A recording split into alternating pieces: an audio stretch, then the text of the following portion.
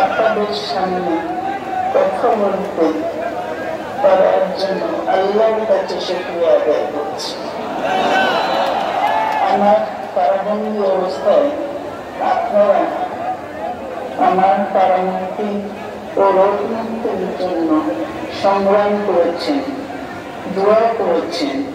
সেই জন্য আমি আপনাদের সকলকে ধন্যবাদ জানাচ্ছি।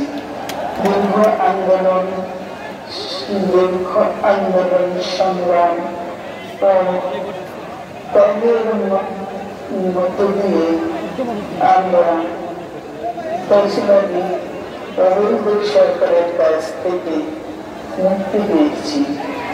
আমি আন্তরিক ধন্যবাদ জানাতে চাই আমাদের বীর সন্তানদের, যারা মরণপণ সংগ্রাম করে এই অসম্ভবকে সম্ভব করেছে।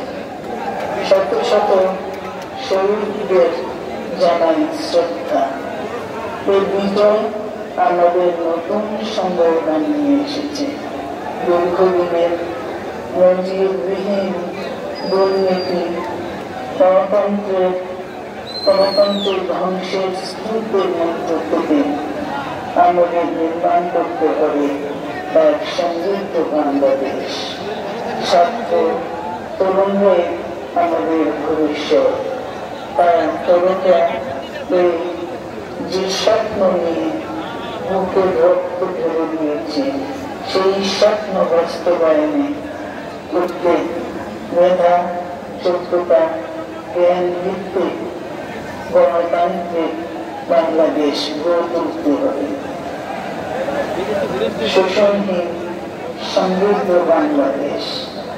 সকল ধর্মের ঐক্যের অধিকার নিশ্চিত করতে হবে।